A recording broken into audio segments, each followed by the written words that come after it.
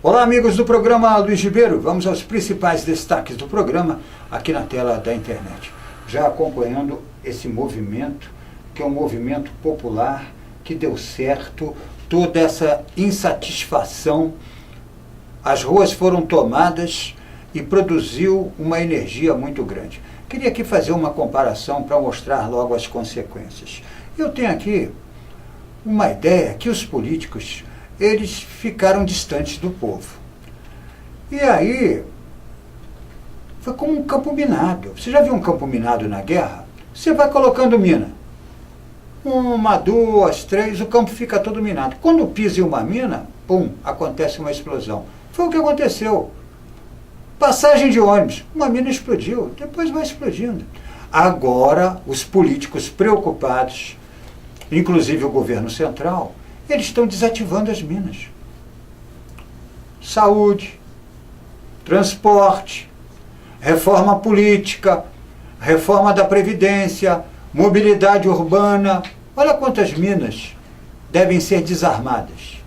Eu estou me valendo dessa analogia para poder explicar esse movimento. Esse movimento, ele deu resultados. Tanto é que nós vamos ver que a presidente Dilma Rousseff, ela esteve reunida com o movimento Passe Livre, com os manifestantes, portanto, e depois com prefeitos e governantes, mais de 50. E os pontos principais, exatamente esses que eu falei. Mobilidade urbana, transporte, saúde, mas principalmente a reforma política. Por que a reforma política ela é fundamental, a questão da reforma política? Porque tem que consultar o povo, fazer um plebiscito para depois alterar a Constituição. Mas, mais do que nunca, a reforma política vai colocar os políticos, porque não é uma questão de acabar com os partidos políticos, essa é uma discussão que não está presente, ou se está presente, ela está equivocada do meu ponto de vista. Mas aproximar os políticos que são pagos com dinheiro público, os representantes da população. Nesse sentido, a reforma política é fundamental, e foi o que a Dilma colocou. O governo da Dilma tem que enfrentar esse tema, coisa que o governo do Fernando FHC não enfrentou. O Fernando Henrique Cardoso disse que não teve como, foi barrado, então a Dilma Rousseff deve colocar, como o ex-presidente Lula não colocou como prioridade, a reforma política, discutiu o voto facultativo, mas principalmente o voto distrital. Porque o voto distrital vai colocar o político muito perto do seu representante fisicamente. Porque as manifestações em diversas ruas, inclusive em Brasília, porque o político fica distante do povo. Não geograficamente, porque dá as costas para as demandas. O povo clama melhoria na área da saúde, reforma na Previdência, reforma política. O que faz o político? PEC 37, não, tira de pauta.